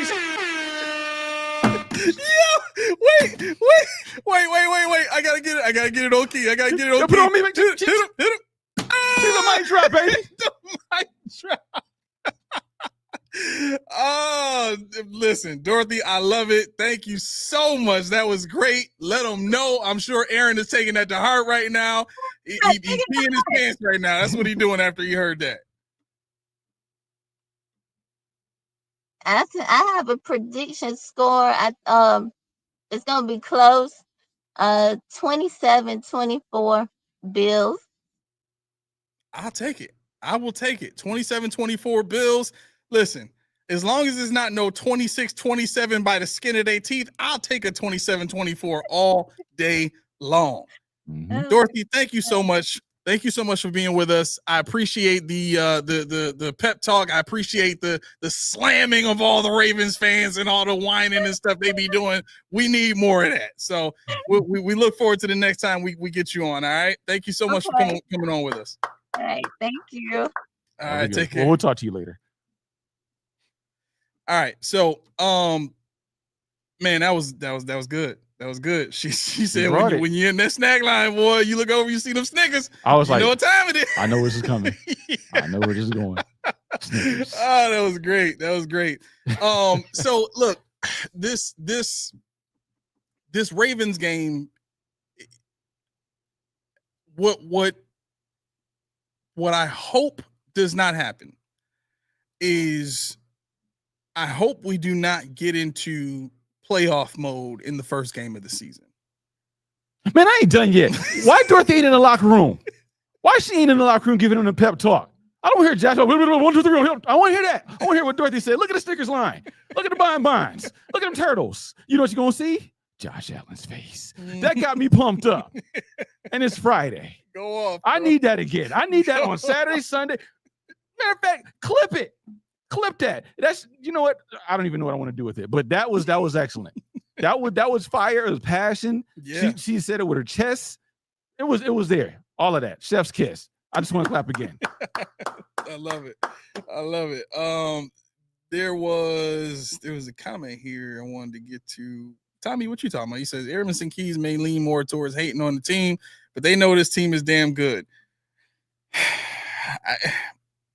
Okay. I'm not even. Yes. No. Yeah. Yes. I agree. The team is damn good. The team is damn good. Sum of parts. Yes. Sum of parts. The production of the team is good. They win games. I'm sorry. I still have to judge it by what the goal is. And if it's not a Super Bowl, if they're not putting together like this is, and I'm taking it back to my initial point earlier in the show. Who aside from Josh and James Cook, who are the guys that you're looking at on offense to say, listen, a minute 25 left on the clock, we got to go down and score a touchdown. We ain't got no choice. Who we counting on? When you look in that huddle and you looking around at all them eyeballs at you, who you gonna count on, right? Because at the end of the day, what we saw in the AFC Championship game last year is what we should expect, which is Josh making it all work until there's nobody to throw to. Josh made it work the whole game. James Cook made it work the whole game until there was nobody to throw to. Yeah, I think the answer to your question is Shakir. And that's the thing. Everybody knows we that. Hope, but how are they? Everybody knows that though. Yeah, that's the thing. That's They're like, point. Keyshon, what did he have last year? I don't even know. It was 30 catches, whatever it was, 40 catches. Mm-hmm. Amari Cooper. Who's his number one guy? That's Samuel, the legend of Samuel. Wow. Right. Oh, throw it to Kincaid. Wait, matter of fact, let him run the seam. Throw it to him, please. He's going to drop it. Oh, 88. Man, using him. Don't worry about it. Go for 10. Let everybody else beat us, but 10. And that's what they did. Right. Because the ball did not go to 10 when it really mattered. Because they were watching 10. They made sure, damn sure, that he was accounted for. They said, oh, they sent us seams? Let him go. Right. Let him go. Yep. See if they can make a play for once. And that's what they said. They dared us. All sports are a game. A game is a dare. A game is I'm wagering that you're not going to be able to do what you're supposed to do. I'm going to beat you even when I don't beat you. You're going to beat yourself. I rely on that second opponent of yours, which is you. And that's how we lost that game. It was nothing that it really wasn't even scheme. It was just the fact they have no chemistry. Right. That's what they have no chemistry. And we knew that. We said it all year long. Chad, everybody said that. Yeah. You know, and so now it's like, okay. When I look at this team, I say you got the quarterback, you got the running back, you got the line, and that one receiver. Everybody eats doesn't work if Khalil Shakir ain't out there. Tell me I'm wrong. He was hurt last year. What happened? Yeah. He's hurt again this year. High ankle sprain, same thing. Everybody said James Cook was out. Ray Davis was fine. But what happened to the wide receivers when Shakir was out? So big difference. That's the thing. And now we got a three-headed monster. You want to call it that, but where's the supporting cast? We're still trying to force Keon Coleman to do something that he's really not doing. Right. He's a freelancer. This dude should be an all-pro in this system with Josh Allen because Josh Allen's like, who wants to have fun? That's right. That's right. Kincaid's like, I'm gonna sit this one out. Yeah. And we need our offensive coordinator to stop being so. See, the Hard Knocks I saw, I saw 3 episodes maybe, but the one that maybe even 4, I don't know. But the one that stuck out to me was when they showed Brady talking to his coaches, and they were highlighting 61 after the play. You see that effort? Yes. I'm like that's what we want because he's following the play, right? But the guy's already down. Exactly, exactly. But they want and this is so. To be clear, what they coach is they want everybody converging on the ball no matter what. Mm-hmm. Even if the guy's down, go over there and help your guy up, right? And this is another one of those attitude over ability things, right? But to the point about Coleman and Shakir, we hope that Coleman is what we think he can be, but I think you touched on a very good point in terms of how he's used. Because if you have an offensive coordinator that has the freedom and the flexibility to move guys around, and you don't do so, you're essentially handcuffing yourself, right? Shakir is a guy you should be able to move around. He should be your Zay Flowers. With his speed and his route running ability, he should be your Zay Flowers. But nobody knows that because they don't let him do it. They don't see his speed. Exactly. They don't see the stuff. They don't care about that. Right. They don't see what he actually can do because he can only do this one thing in the system. Oh, that's what I wanted to bring up too. What you got? Did you see Jahan Dotson's block on that long run by Saquon Barkley last night? Mm-mm. You didn't watch the game? Mm-mm. So Jahan Dotson just signed with the Eagles this year. Slot receiver. Right. How big is Jahan Dotson? 5'10". Something like that. Yeah. Yeah, probably $180. Yeah. You know, soaking wet. Yeah, So you got this 5'10", $180 receiver playing in the slot, going down and blowing up one of the Cowboys linebackers. Yeah. Blowing up one of the Cowboys linebackers. Don't talk to me about small guys can't block. It's all in how you execute it. If you want guys that are going to be able to stand there at the line of scrimmage and grab onto the receiver across from them and be a freaking brick wall, it's unrealistic expectations. Yep. No receiver is going to be that. Yeah, I mean, you're talking about Joe Brady, who said that Jackson Hawes is the greatest blocking tight end he's ever scouted or evaluated. So, Right. So what? Right. I mean, that's cool, but so this ain't Mark. This is not back when Jeremy Shockey was in the league, when Mark Bavaro was a tight end. You know, where he was this receiving tight end nobody's ever seen before. Mm. Before that, Pete Metzelaars. How many catches did he have in his career? Not many. Dawson Knox already beat him, and Dawson Knox don't even play all the time. But Metzelaars and those guys, they were blockers. Have you seen Metzelaars in person? He's 6'7". He's freaking probably like I don't know at the time. I was 6'7" years old, so he all looked like 300, 400 pounds, but he's probably like 250 or so. Right. And you know, that's what they did. They blocked. Now their responsibility with the evolution of football to passing is receiving. You know, can Hawes catch the ball? Because what I saw in the preseason, he's hit or miss. He had 2 drops, I believe. So they got to work on that. Yeah. We got Alec Anderson. You love him. Right. You got what is Reggie Gilliam here for? Right. He was supposed to be that H-back blocker. Yeah. So, I mean, yeah, Sean, exactly. Blocking is hard. Blocking is like the equivalent of defense in basketball. It's not really a skill. It's more of a will. Right. It's a desire. I gotta get to the spot before you. I gotta move you before you move me. Yeah. You know, that's what that is. There's no DNA that will make you a better blocker. Mm-hmm. The same way there's no DNA that makes you a better special teams player. You have to want to do it. Right. You have to will yourself to do it. You know, nobody else wants to do it. I got to be the best at this because this is going to pay. This is going to put food on my table. Right. And so when you're talking about I mean, sure, but what does that mean to me? It's not even a soundbite. It doesn't matter. Yeah.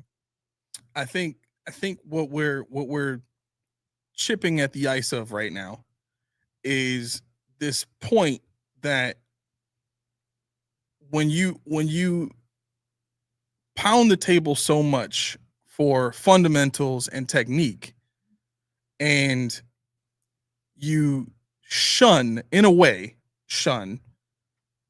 supreme talent, you're effectively saying the guys with the fundamentals and the technique are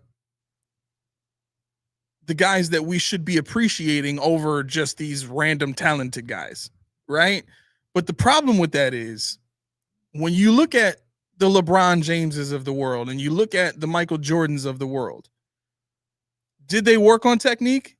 Yeah, 100%. Everybody does at that level. Excuse me, AAU basketball, traveling leagues, and all that kind of, like, they all work on technique. But the people that make it and the people that end up being like Michael Jordan and being like LeBron James and being like Kobe. Being like Kobe and Michael Jackson and Michael Jackson. It was a faux pas, but it works. Right. The people who end up being like that are the people who are supremely talented that develop the fundamentals and the technique. Yep. And then once they get into those high leverage moments, the talent takes over. Yeah. Right. It's not again. We have a head coach that does not understand that it needs to be a convergence of all things, not just what you think, not just the attitude over ability.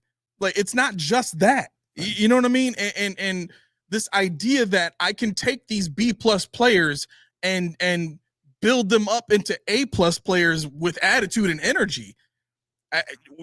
All these we've seen now for almost 10 years in these high leverage moments.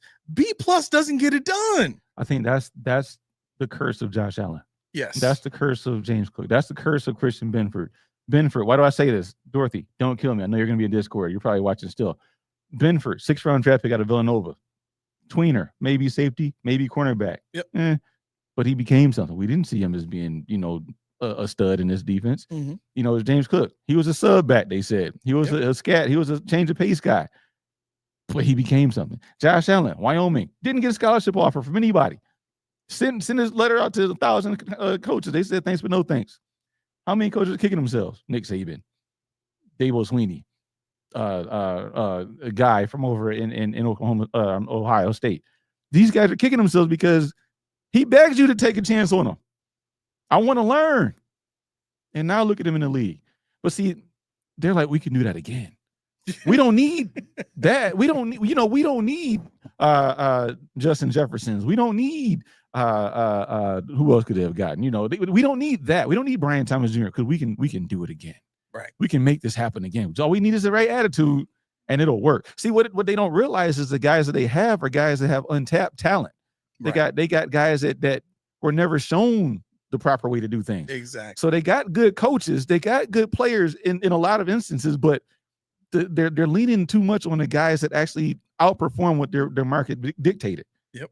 Everybody laughed at the Bills. I laughed at the Bills when we didn't take Rosen over Allen. Why? Because I said our offensive line is terrible. This guy always gets hit. He's throwing 400 yards a game. I need that. Tyrod, all I wanted. See, Tommy, this is I'm going to tell you, this is why Singletary to me, I don't like him. And it has nothing to do with Singletary personally. What it is I was tired of the try hard, the I'm going to get by on effort. Yes. I was tired of I don't have top, because all they said was he don't have top speed, but he can move in a phone booth. I don't need that because after you saw Singletary hit a hole, and you're like, where's that second gear? Yep. And I remember sitting there with Mac in one of the games where we were whitewashing whoever it was. It might have been Miami even. And Denver, was it? It might have been. Where he had that long run? No, it was when we were whitewashing whoever it was, and he pulled the starters. Oh, okay. And Cook was still wearing 28. This is rookie year. And the whole time I'm in there like, where's Cook? I'm screaming this to the top of my lungs, where's Cook? And everybody, what is with this dude? Because I was going to games like all the time with Mac. And he got in and he busted off to the left side, hit the sideline. He almost scored. And people were like grabbing me, shaking me and said, that's your boy. That's your boy. But see, that's all it took. Yeah. That one play. And after that, they're saying, where's Cook? Just like that. Yep. So why do I say that? Is because Josh Allen, Tyrod Taylor, everybody loved Tyrod. I didn't hate Tyrod, whatever middle name, Taylor. I hated Tyrod as our starting quarterback. Yeah. Because what that told me was this is as good as they want to get. So had it not been for whatever it was with Josh Allen, but the line that we had allowed Tyrod to throw for the safest 170, 180 yards a game that we could ever muster. And I was tired of that. We got guys over here throwing 400 yards, guys over here throwing 300 yards. Aaron Rodgers going ballistic. Jameis Winston, 5,000 yards in a season. Where's our threat? Yeah. So we finally got a chance. We got Josh Allen. Cool, bet. But now, who's he going to throw to? Who's going to scheme it so he can do his thing? Why do we have to be safe all the time? And that's the thing that gets me. It has nothing to do with the players. Jordan Phillips, fine. Yeah. Jordan Poyer, fine. Gabe Davis, fine. But my point is, what are they really doing to make us better on the field? Because like you said, the coaches coach. You're getting paid to coach. We have assistants to the assistants to the assistants of coaches. What are they for? Pretty much it's a 1-to-1 ratio of coaches to players. I mean, obviously it's not, but the point is there's so many coaches with positions you've never heard of. What is L. Holcomb even out there doing? I don't even know what the position is, but he's doing it, whatever it is. And he's in people's faces and this is that. And I'm like, what? I thought he was in the office somewhere. He used to be. Right. But he's on the field now. Right. Not Joseph Adai. You got Jamil Adai. You got Nielsen. You got Holcomb. You got more guys I don't even know the names of. Mm-hmm. But the thing is, let them do their thing. Yep. See what they come up with. But that falls in a line of putting Oliver on Falele and putting Solomon out there, or putting, put Jackson out there, put somebody out there. Because they're not the focal point. The focus is you want to get that matchup with Falele and Rousseau, that matchup with Falele and TJ Sanders. You want to get that. That's what you're focused on. People are too worried about, well, if I move him here, who do I put there? It doesn't matter. Yeah. I don't need to win that. I want to win this. But see, when people watch football and they and I'm not talking about the front office. I'm talking about people that just sit there and watch football. They just look at it in totality. They're not looking at each piece. what the matchups are, what's the win, what's the loss, what do we give up by putting this there? They're not looking at that. Nobody thinks about that. You're drinking, having a great time. Right. But when I'm sitting there stressed out, like, yo, that's to exploit that. He's flat-footed. Exactly. You know, that guy can't run this route. That guy, and that's what I'm thinking about. And it's funny because Laura, she claims, you're the best teacher ever. I'm like, I ain't teaching, I'm learning with you. Right. But I'm having a ball doing it. And that's what I do. Watching the games, I'm learning as I go. Yep. I like this comment from Nate. I wanted to get to it. He said, said it before, and I'll keep saying it until I'm proven wrong. OBD, One Bills Drive, wants to replicate the aughts Panthers. They cannot innovate. This was so in line with what you were saying. I was hoping that you would see this and say it, but what's perfect about this comment is, and thank you, Nate. What's perfect about this comment is when you look at business in general, what people who have had success usually tell people that are still trying to find success is go look at what works and copy that. Right? And when you look at the initial build of the Buffalo Bills franchise under Sean McDermott under Sean McDermott, you saw this major emphasis on culture. And I immediately, boom, they're trying to be like the Patriots.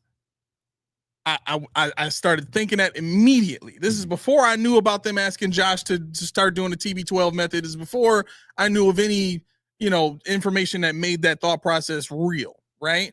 When I heard about culture and the way they were talking about that, and then I heard them say, do your 111th. I'm like, do your 111th? You mean do your job? Like the Patriots say over there? Like that? What? Are we really trying to be like them now? So I started thinking about it. I'm like, you know what?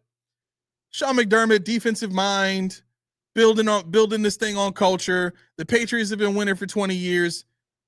Okay, let's see if he can build that, right? But what is the second thing that people who have had success in business tell people that are still trying to find success in business?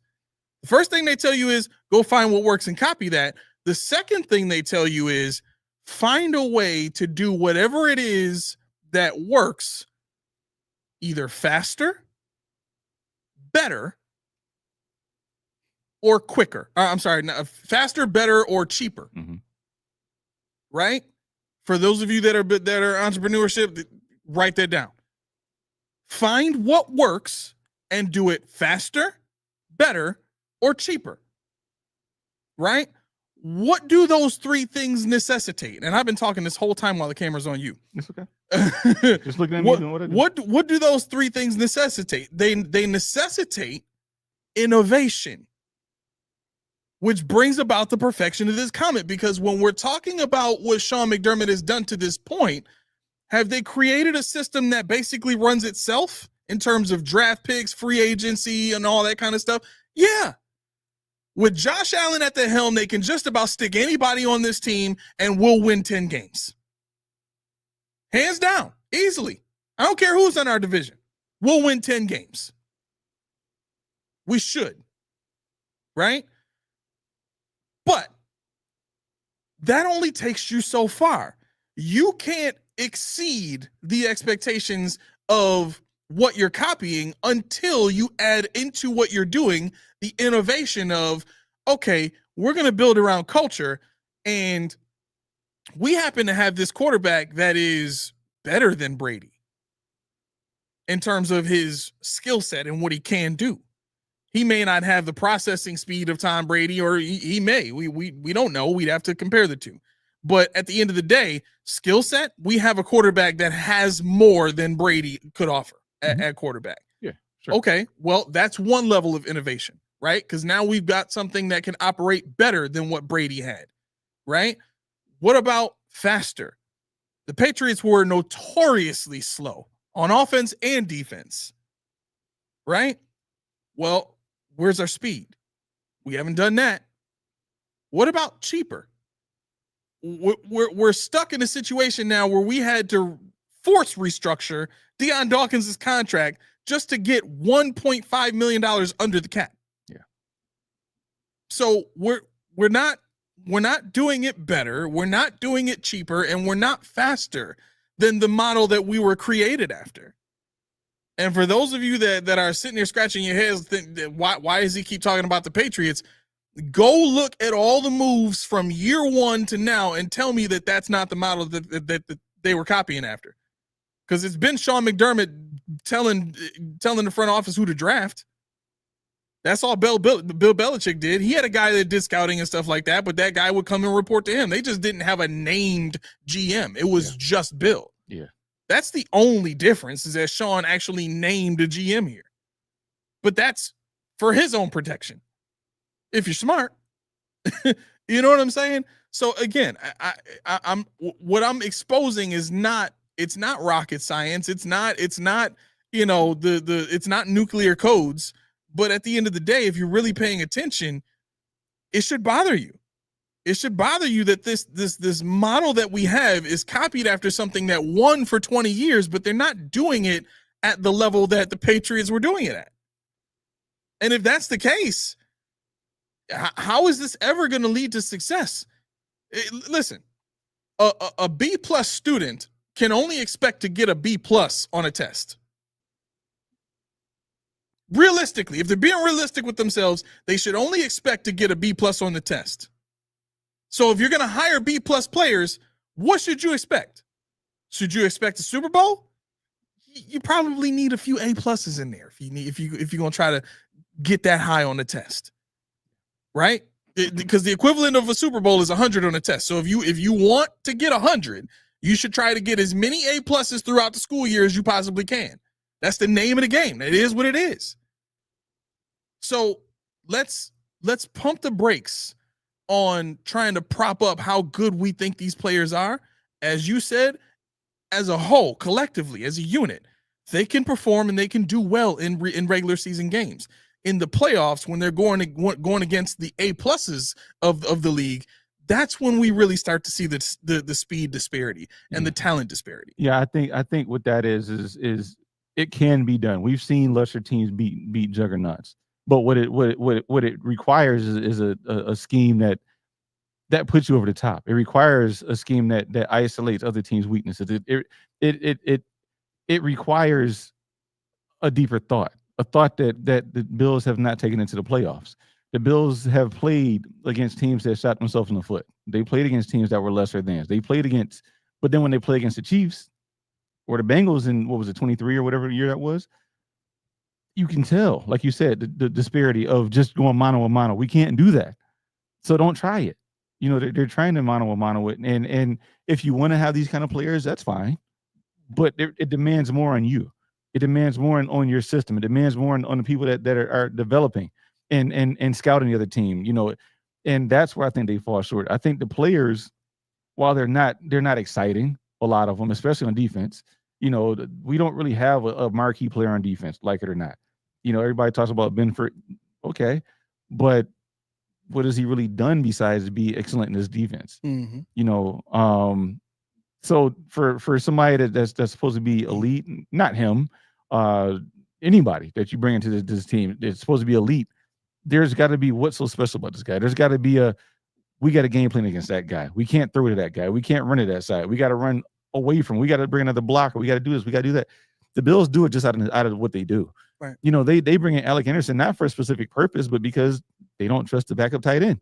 They bring in, you know, they brought in, what was the guy that they brought in twice from Cincinnati? I forgot, the one before Alec Anderson. The lineman? Yeah. Cincinnati. Yeah. I forget his name, but people in the chat know he was number 68. He was always eligible. 68 is always eligible. I remember we were at one game and I counted 11 times where he was eligible. Like, why? You know, why? You know, and it's like, it's not because we can't block them. We proved that last year. Our front five can block anybody. Yeah. And that goes into what I text you guys on Discord. I said, why do we need a blocking tight end when we don't use blocking? We had the highest rate of 5-man protection schemes in the league. We don't give a damn about blocking from tight ends. We don't give a damn about blocking from James Cook. We don't give a damn about Ty Johnson and Ray Davis. None of them are good blockers. Yep. But because you saw James Cook in a highlight moment get exposed, now he can't block. And these other guys, who cares? Because Josh Allen just runs and does what he wants anyway. He says, I'm out of here. 10. Boom. Sean said earlier, Josh runs, I think it was Sean that said Josh runs way too fast. He gets out of the pocket way too soon. But that's part of his game. Yep. I mean, like I told you, when I messed my knee up, I developed a fall away. My jump shot was always a fall away because my strength was different on my legs. So my coach is always, don't do that. You got to shoot like this. How about you work with them and develop something around what they do? Because it's falling. Exactly. It's happening. Yep. You know, and that's what I challenge the Bills to do this year. If you don't have that marquee defensive player, make it work. Because I don't want any more excuses. And I said this, I stopped myself from tweeting this out, but I want people to tell me what the excuse is if we lose on Sunday before it happened, because I don't want to hear anything. Well, no. Tell me now, what's the built-in excuse? Yeah, put that in the chat, y'all. I want to hear this. What do you guys think the excuse will be if we lose this game on Sunday? Just be, look at the injuries. Look at it. I mean, I can tell you right now, Keon Coleman limited, Christian Benford full, Khalil Shakir full, Tyler Bass, Dwayne Carter, Elijah Moore, Tre'Davious White did not participate. Okay, where was Josh Allen on there? Where's Deion Dawkins? Where's anybody on offensive line? Where's James Cook? Where's Rapp? Where's Ben Bishop? Where are these guys? We have a healthy team. It's just not the guys that we need the most to be healthy. Right. I heard somebody say that they think safety in this defense is the least valuable position. What? Complete opposite. Yeah, thank you. Complete opposite. For what these corners are, for what the secondary is asked to do. It's from this defense runs from the back forward.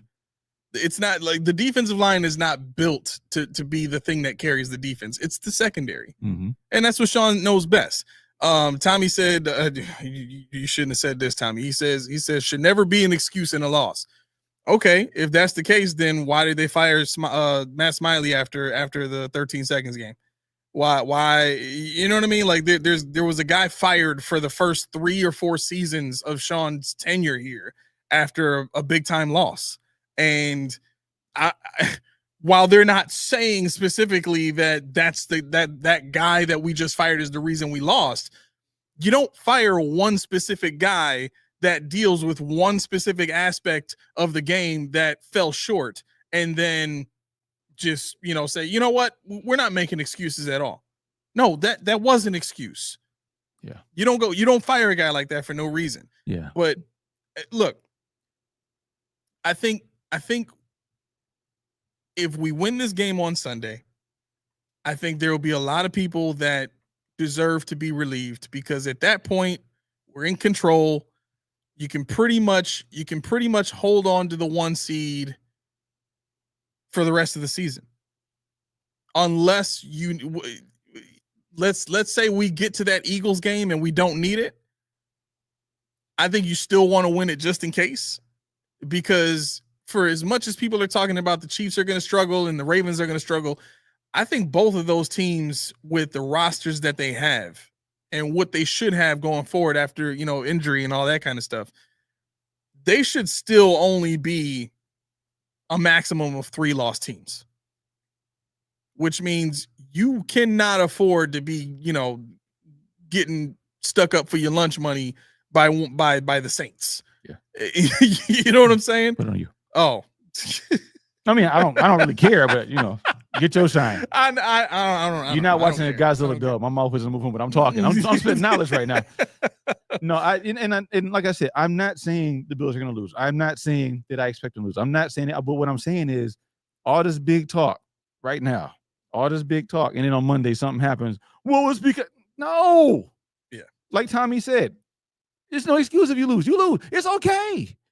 It's week 1. It's okay. This is one of the best teams in the league. It's okay. One of the best quarterbacks in the league. It's fine. But see, what I don't like with regards, and to go back to my point earlier, is a team that's devoid of elite talent is a team you get most creative with. Think about that. If you don't have elite talent, what do you have? You have to be creative. Yeah. You got to run those stunts. You got to run those twists. You got to simulate a lot of stuff. But they run this defense like everybody is. They run this like this is the Philadelphia defense. Be creative. Yeah. Rousseau, you say you want length, you want athleticism. Use it. You have enough. Yep. Use it. And so what happens is they build in this excuse of, oh, well, we didn't have. That's what fans said. We didn't have that 3-sack game. We didn't have that player that batted everything. Now we didn't have a no-fly zone. You don't need that. Mm-hmm. And that's what we as post-podium podcast people, as everybody in this chat, anybody watching that's not contributing, you know that. The thing I've been yelling up about the most with this defense is I want to see creativity. I want to see fun. I don't want to see vanilla, because we were vanilla in preseason. That was our defense. That's what they do. Right. What's the difference? Yeah. I mean, I watched all 22. What is the difference? And I just want to see the creativity. That's what I do on fantasy last year. Get creative, because I had about 3 good players. See? yeah. Unfortunately, sorry. But yeah, I mean, that's my takeaway. Like, I don't want people to walk away from this show. They say Key said they're going to lose. No, I didn't. Right. I'm just saying, when you listen to GR on Monday, when you listen to talk to Locked On, you listen to all these other podcasts on Monday, if they don't come out victorious, what are you going to hear? Because you know what they said when AJ Klein was playing in the playoffs, we would have won if he would. Guess what? This is week 1. You had all off season to prevent this conversation. So everything you built, you know how you play Battleship, you put your little things on there, and then we say, okay, done. Mm-hmm. This is what it is. And that's what they said. We had all off season to tinker with it. Do you want B2? Do you want C4? What do you want? Done. This is what you built. This is what you were confident in. In week 1, I don't want to hear any excuses. That's what I was getting at. There are no excuses, Tommy. Thank you. Yeah. It's a good point. That's a very good point. Tommy said that's what I've been saying. Creativity on both sides of the ball. Sal says we'll be a whole different team after week 6. Stay in position until then. What do you think about that, real quick? I mean, I don't know if I would say totally different team. I mean, maybe one added dynamic, because now you have another guy outside of Bosa that is more playmaker than most of the guys on the defensive line. I can tell you it's not week 6. Stats dictate. I did this research. I don't have it on me right now, but I did the research. McDermott is known for his wake-up games. When he loses week 1, he does something drastic in week 2, and they win week 2 almost every time. And it's not even close. Like, they do something and they change something, whether it's a player, whether it's a scheme, whether it's a position, and then they wipe the floor whoever week 2 is. It's like he doesn't like losing the 2 games in a row. And when they lose the first, he's like, oh, I'm fixing that, because he still has a chance. And that's what his trademark is at. So I don't think it's going to take to week 6, but I don't want to go to the point where people are saying, like I just said, well, if they would have did this, what you had all this time to figure out what they should have done, who they should have played. What? No, I think he's talking about when Hoyt comes back. Oh, Hoyt. Oh, see how you didn't say Ogunjobi? Well, he didn't say either. Well, he just said until week 6. But the point is, I'm picking Hoyt. Well, the point is, why should you say Ogunjobi? Yeah. That's my point. Why is he here? Right. Because you got Jordan Phillips and Ogunjobi now. Yeah. To mentor who? We didn't need Ogunjobi. We had the 2 guys we have. We have Jordan Phillips, who was going to come back. He said, I'm coming back. He said, give me a 20-order wings. I'm back. I'm not going nowhere else. You had all year. I got you. That was your ace in the hole. That was the safest bet you had. Even above Jordan Poyer, even above Trey White. Trey White's agent in Buffalo, before they left the playoff game, said, I want to come back here. Talk to him. They were talking to Beane before he left. Trey White said that. Sean said Jordan Ogunjobi. Basically.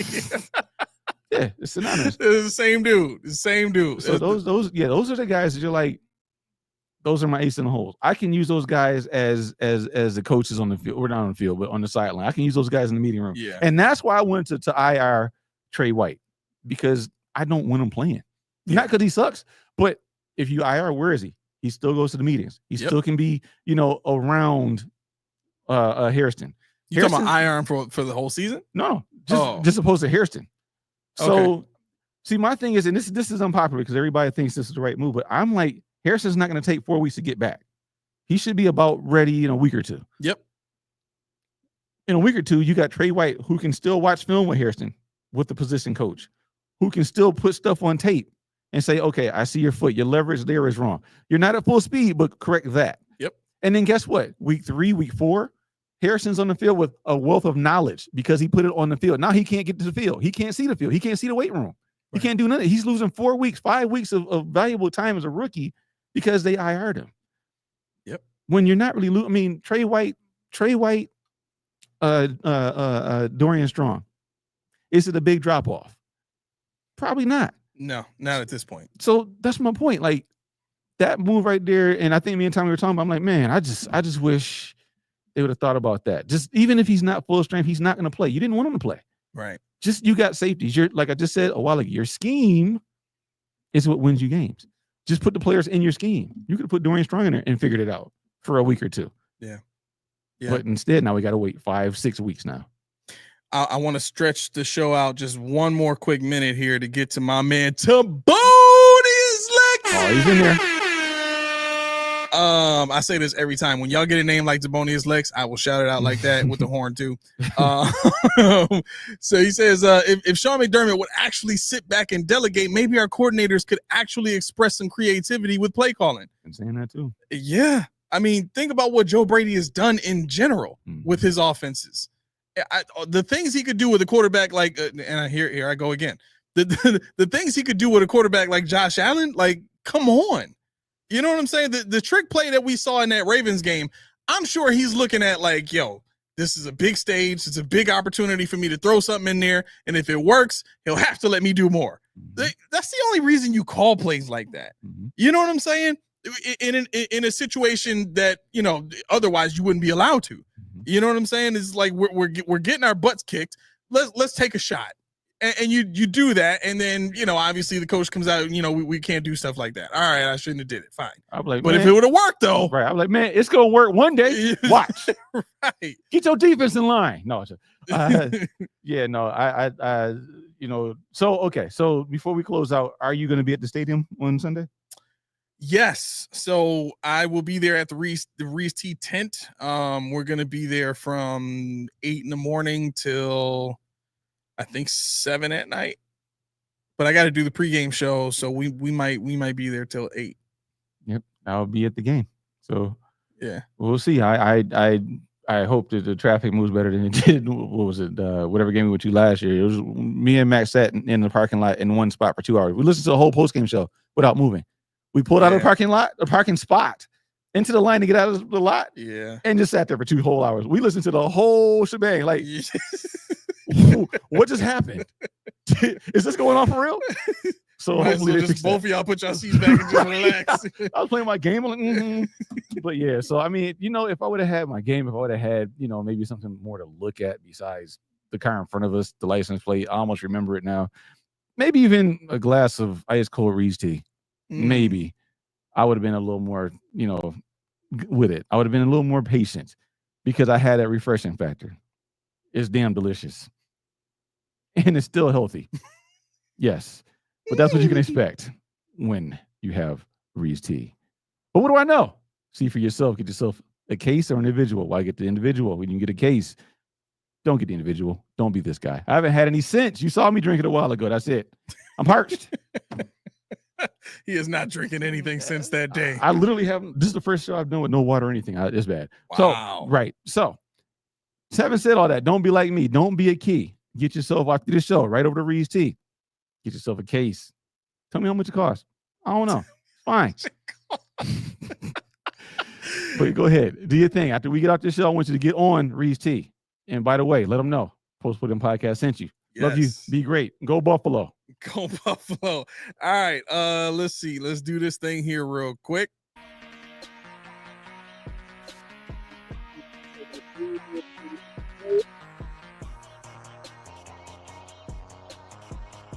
The game's on YouTube tonight. Yeah. Yep. The game is on YouTube tonight. Can't wait to get home and see that. Tommy said, yeah. So, all right. So definitely, for everybody that stuck with us throughout this whole show, thank you for putting up with me switching cameras. Hopefully Junie will be back with us Monday. I'm efforting for that. We're working on it. But anyway, we need somebody to do this stuff here. Yeah. right. So me and Tommy do a pregame show. That's what I was talking about as far as doing a pregame show.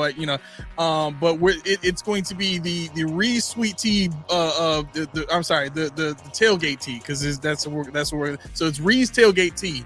It'll be the Reese Tailgate Tea Bills pregame show. You got to put the Reese Tailgate.